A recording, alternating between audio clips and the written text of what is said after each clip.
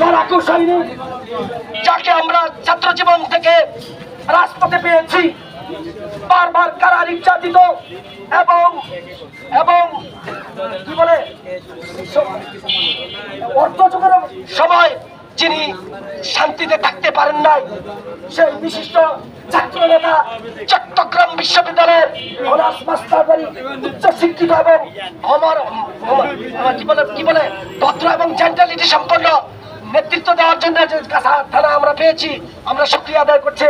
এখন বক্তব্য নিয়ে আসছেন বিশিষ্ট সমাজসেবক, রাজনীতিবিদ এবং সংগ্রামী, রাজপথের সংগ্রামী নেতা জনাব মোহাম্মদ জননেতা মোহাম্মদ নিয়াজউদ্দিন মাস্টার সাহেব। এ পর্যায়ে বক্তব্য উপস্থাপন করছেন জনাব মোহাম্মদ নিয়াজউদ্দিন মাস্টার সাহেব। নারে তাকবীর, আল্লাহু আকবার, তাকবীর, আল্লাহু আকবার।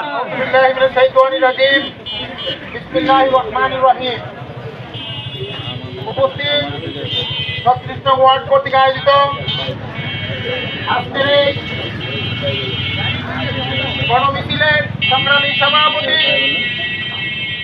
বাংলাদেশ জামাত ইসলাম ৩৬ নং ওয়ার্ডের সম্মানিত সভাপতি, উপস্থিত আছেন কাছা থানার সংগ্রামী অ্যাসিস্ট্যান্ট সেক্রেটারি জনাব লোকমান হোসেন, অফিস সেক্রেটারি আবুল হাসেন এবং ৩৬ নং ওয়ার্ডের সভাপতি মাস্টার শফিকুল ইসলাম, ৩৬ নং ওয়ার্ডের সেক্রেটারি আবু তাহের, ৩৬ নং ওয়ার্ডের সেক্রেটারি সহ বিভিন্ন স্তরের নেতৃবৃন্দ, সংগ্রামী সাথী বন্ধুরা, আপনারা জানেন বাংলাদেশ জামাত ইসলাম দীর্ঘদিন যাবৎ বাংলাদেশে ন্যায়সঙ্গত দাবি আদায়ের জন্য সংগ্রাম করে যাচ্ছে। ৫ই আগস্ট সফল গণঅভ্যুত্থানের মাধ্যমে আমরা যে নতুন বাংলাদেশ পেয়েছি, আমরা এই নতুন বাংলাদেশকে একটি মানবিক বাংলাদেশে রূপান্তরিত করতে চাই।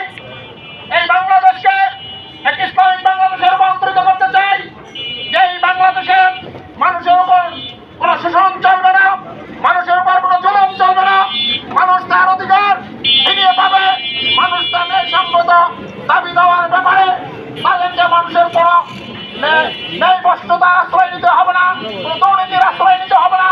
জামাত ইসলামী এমন একটি সরকার গঠন করতে চায় যেখানে প্রত্যেকটি মহামুখ তার ইজ্জতের সহিত তার সমস্ত কাজকর্ম পরিচালনা করতে পারবে।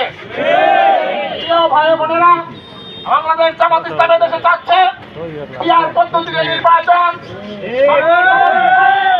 ৫ই আগস্টে এই স্বৈরাচারী ফ্যাসিস্ট হাসিনা আমাদের যে সমস্ত ছাত্র জনতাকে গুলি চালিয়ে হত্যা করেছে, আমরা এর বিচার চাই। বিচার না হওয়ার আগ পর্যন্ত বাংলাদেশে কোনো নির্বাচন হবে না। যত দ্রুততম সময়ে এই বিচার কাজ সম্পন্ন হবে, আমরা সেই সরকার ঘোষিত যে ফেব্রুয়ারি নির্বাচন, সেই নির্বাচন দ্রুত সময়ের মধ্যে এবং নির্দিষ্ট সময়ের মধ্যে অনুষ্ঠিত হোক, সেটা আমরা কামনা করি। প্রিয় ভাইয়েরা, আপনারা দেখেছেন সারা বাংলাদেশে যে চাঁদাবাজ, সন্ত্রাসী, দুর্নীতিবাজরা মানুষকে অতিষ্ঠ করে চলেছে, মানুষটা ওর ন্যায্য অধিকার থেকে বঞ্চিত হচ্ছে। আমরা এমন একটি বাংলাদেশ গড়ব যেখানে কোনো চাঁদাবাজের ঠাঁই থাকবে না, ঠাঁই থাকবে না। আপনারা যদি আমাদের সাথে থাকেন, আপনাদেরকে নিয়ে আমরা পার্লামেন্টে আমরা সংখ্যাগরিষ্ঠ আসন আমরা সরকার গঠন করে বাংলাদেশকে এক উন্নতি রাষ্ট্রের উন্নয়নশীল রাষ্ট্রের পর্যায়ে আমরা নিয়ে যাওয়ার জন্য চেষ্টা করবো। প্রিয় ভাইরা, বাংলাদেশ এমন একটি দেশ, এই বাংলাদেশে 1976 সাল বাংলাদেশ এবং সেই চায়নার অবস্থা সমপর্যায়ে ছিল। আজকে চায়না বিশ্বের দরবারে একটি শক্তিশালী দেশ। বাংলাদেশের যে সিঙ্গাপুর, মালয়েশিয়া অনেক নিচে ছিল, তাদের বৈদেশিক মুদ্রা রিজার্ভ ছিল বাংলাদেশ থেকে অনেক কম ছিল। কিন্তু আজকের মালয়েশিয়া, আজকে সিঙ্গাপুর, আজকের চায়না যে উন্নতি করেছে, একমাত্র কারণ হল সঠিক নেতৃত্ব, সৎ নেতৃত্ব। এই বাংলাদেশ একটি সম্ভাবনাময় দেশ। এই বাংলাদেশে যদি সঠিক নেতৃত্ব আসে, তাহলে আমরা বাংলাদেশকে এমন একটি পর্যায়ে নিয়ে যেতে পারবো যেখানে বিশ্বের মানুষ আমাদেরকে দেখে হিংসা করবে। আমরা বাংলাদেশকে উন্নয়নের শিখরে আমরা আরোহণ করতে চাই। আমাদের দেশে যে জনসংখ্যা রয়েছে, আমরা যদি জনসংখ্যাকে জনশক্তিতে রূপান্তরিত করতে পারি, তাহলে বাংলাদেশ এই বছর একটা শুমারিতে দেখা গিয়েছে বাংলাদেশ থেকে যে বৈদেশিক মুদ্রা এসেছে সেটা হলো 33,000 কোটি ডলার।